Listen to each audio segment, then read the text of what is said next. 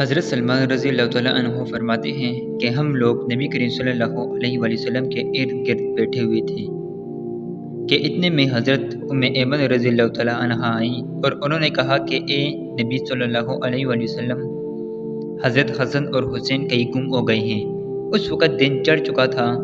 نبی کریم صلی اللہ علیہ وآلہ وسلم نے صحابہ کرام رضی اللہ تعالیٰ عنہ سے فرمایا کہ اٹھو اور میرے دونوں بیٹوں کو تلاش کرو۔ چنانچہ ہر آدمی نے اپنا راستہ لیا اور چل پڑا، اور میں نبی کریم صلی اللہ علیہ وآلہ وسلم کا راستہ لے کر چل پڑا۔ نبی کریم صلی اللہ علیہ وآلہ وسلم چلتے رہے، یہاں تک کہ ایک پہاڑ کے دامن میں پہنچ گئے تو دیکھا کہ حضرت حسن اور حسین رضی اللہ تعالیٰ عنہ ایک دوسرے سے چمٹے ہوئے کھڑے ہیں، اور پاس ہی ایک کالا ناگ اپنے دم پر کھڑا ہے جس کے منہ سے آگ کی چنگاریاں نکل رہی ہیں۔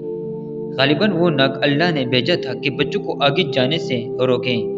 نبی کریم صلی اللہ علیہ وآلہ وسلم جلدی سے ناگ کی طرف بڑھے۔ اس ناگ نے نبی کریم صلی اللہ علیہ وآلہ وسلم کو مڑ کر دیکھا اور چل پڑا اور ایک سوراخ میں داخل ہو گیا۔ پھر نبی کریم صلی اللہ علیہ وآلہ وسلم نے ان دونوں کے پاس گئے اور دونوں کو ایک دوسرے سے جدا کیا اور دونوں کے چہرے پر ہاتھ پھیرا اور فرمایا، میرے ماں باپ تم دونوں پر قربان ہو، تم دونوں اللہ کے ہاں کتنے قابل احترام ہو۔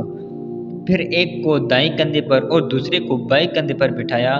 میں نے کہا، تم دونوں کو خوشخبری ہو کہ تمہاری سواری بہت ہی عمدہ ہے۔ تو نبی صلی اللہ علیہ وآلہ وسلم نے فرمایا کہ یہ دونوں بہت عمدہ سوار ہیں اور ان کے والدین دونوں سے بہتر ہیں۔ اگر آپ کو ہماری ویڈیو پسند آئی ہے تو آگے اپنے دوستوں کے ساتھ لازمی شیئر کریں۔ مزید اسی طرح کی ویڈیوز دیکھنے کے لیے ہمارا چینل سبسکرائب کریں۔ شکریہ۔